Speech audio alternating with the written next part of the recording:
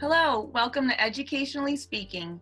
My name is Sarah Davis, and I'm a communications specialist with Oakland Schools and the host of this podcast.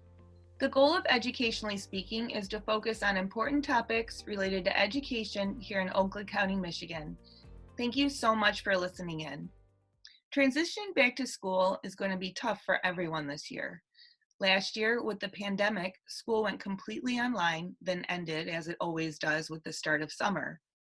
But the bottom line is in late August, when students start coming back, it will have been months since they were in a classroom for face-to-face learning. This transition is likely to hit younger students the hardest, as this may be the first time they have even gone into a classroom. In particular, the move from preschool to kindergarten is difficult for many youngsters. Here to talk with us about this topic today are two Oakland Schools experts in early childhood transitions, Veronica Pechumer, Early Childhood Consultant, and Christine Hodge, Great Start Collaborative Associate Coordinator. Also joining us today is Nicole McDonald, kindergarten teacher at Schalm Elementary and Clawson Public Schools. Thanks to all of you for being here today. Thanks for having us, Sarah. So Veronica, let's start out by talking about what kindergartners can expect going into this school year. Well, this year will be different for sure. More than ever, we need to begin on a positive note for our children, especially our kindergartners. The start of the school year can create anxieties with our children during a typical year. However, this year, things may be increased exponentially. As parents, we can help our children by not having conversations about our own frustrations and fears in front of them. Whether talking to them or when they are around, be sure to talk about school and learning in a positive way. We understand that parents are anxious about the school year. However, this virus has been unpredictable, so the only thing that we can guarantee is that schools and teachers are doing everything they can to keep your child safe. They are working hard to have various plans to teach your children. Nicole, as a kindergarten teacher, do you have anything you want to add? Yes, thank you. As an educator and a parent of elementary age children, I believe it's very important for us to keep positive attitude and positive talk around our children, even when we're feeling unsure ourselves. It is important to remember that even though things will look and feel very different for us as adults, this is still a new first experience for our youngest students, and they don't have a former expectation. If we continue to create a safe, loving environment where students know they're valued and their mistakes are forgiven, great learning can still happen even during these ever-changing times. Okay, and just as importantly, what should parents be ready for? Christine, do you have any perspective on that? Yeah, sure. So parents should expect that each day will be unique. Some days will run smoothly and others may not be quite as easy to get through. From a school standpoint, remind yourself that your child's school absolutely wants the best for your child.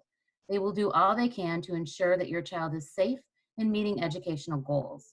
Unfortunately, we are unsure right now if every day that will be in a classroom setting, but reminding yourself that your child's teacher and school absolutely want her to succeed may help you feel a little bit better.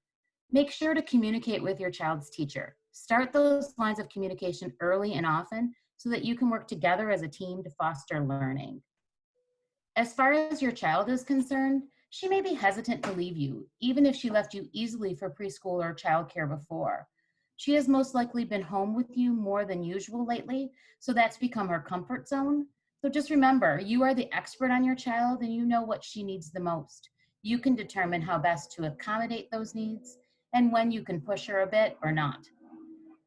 The other thing you need to be ready for is to not expect perfection in yourself or your child. This year more than ever, you have to give yourself a break and remind yourself that giving your child attention and showing her love is all you really must do. Parenting is so hard as it is. Just keep reminding yourself that you do have what it takes.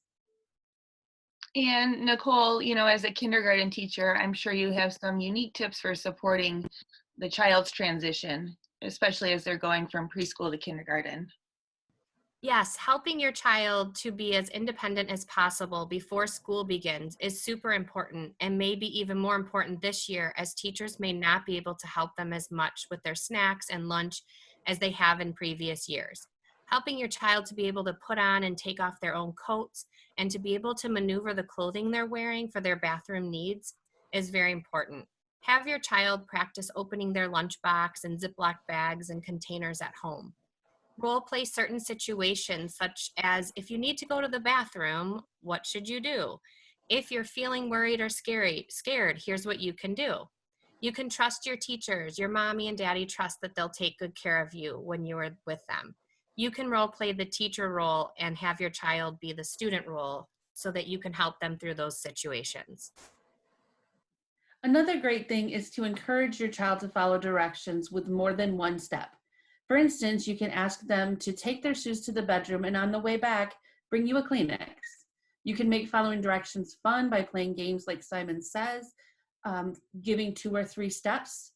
Board games like Sorry or Memory not only help with directions, but also can help children wait their turn, which is really important skill for a kindergartner. It's also a good time to start with some chores around the house if you haven't already. Examples could be asking your child to dust 2 or 3 items around the house, or setting the table and asking them to get forks and napkins. Doing chores together is great learning, plus it helps your child feel like they're contributing to the family. Christine, do you have anything to add? Yeah, I'll add one last thing. One last thing that you can do, and I know you have heard this before, but it really bears repeating, is read to your child. Read every day and everything you see, not just books, but road signs, store signs, cereal boxes, different things that are a part of your everyday. Point out print when you see it and point to the print as you are reading. When you are reading a book, make sure to ask questions about what you are reading that have more than a yes or no answer. So, what do you think is going to happen next? Most importantly, have fun while you're reading. You don't want it to be a chore for either of you. Find something he likes and read about it. So often an important part of starting the school year is taking your child to visit the classroom, meet the teacher, all of those fun things you get to do. Depending on the district and what is going on with the pandemic, though, some of this might not be possible this year. So what should parents do instead of these important milestones? It sounds like many districts are trying to provide some type of open house or meetup prior to school starting. But if this is not available, visit school websites. Some districts may have virtual kindergarten orientations for families to view. These often allow you and your child to see kindergarten classrooms, teachers, school principals, so that you will know what to expect when you walk into the school. You can also find classroom teacher pages that virtually introduce you to a teacher. It's a great idea to visit the school playgrounds too. Those are available, free, and fun. It's also very important to enroll your child in kindergarten as soon as you can so you can get the communication from your school about what your school is planning. Even if you're considering online education for your child this year, you can enroll them and begin to get the important updates. All right, great advice. So the transition to kindergarten is not something that happens just that first day of school, but it's a continuous process throughout the entire year. What are some things that parents can do throughout the school year to help their child feel comfortable? Well, one of the first things they can do is go through the child's backpack every day with your child. Ask open-ended but specific questions about their day. Instead of what did you do today, what word did your teacher say most today? Or who has the coolest backpack and what does it look like? Do this during a quiet time when you're not in a hurry. You'll be surprised about what you learn about your child's day. It's also important to communicate with your child's teacher on a regular basis right from the start. You can learn what the teacher is planning and help prepare your child for anything that may come up throughout the year. You can also talk to the teacher about how your child is doing and if there's anything you can work on as a team. Nicole, do you have anything to add to that? Yes, thanks. I was thinking that maybe having them to try to make connections with another child or family in the class, having another child that they can connect with may be extra helpful, and they could possibly move from in-person to online and probably back into person schooling. And if that's the case, that's a child they can continue to quote unquote see through things like FaceTime or distance meetups if the school does close. It could make that transition back into the classroom, if possible, a bit easier. You can join in and participate in live meetings and Zooms that are provided through the school, and also join school social media pages like the PTA or PTO, or just the school page itself for more information and to stay connected. Right, and I think staying connected is really, really important right now to find all of the latest updates and all of that. So where can people get more information or help if they need it? So the Great Start Collaborative website here in Oakland County is a wonderful source of information, greatstartoakland.org. There are a tremendous amount of articles, parenting tips, videos, links to other resources as well. We also have our Sing, Say, Point, Play literacy campaign. If you can just do those 4 simple things with your child, it really can help babies learn to talk and children learn to read. You can find out more about this campaign and a lot more by visiting our website. You can also live chat on our website or call or text our parent phone line at 844-456-5437. Our care coordinators will respond. They are all live people and they're more than happy to offer you resources, answer your questions, find out what you need.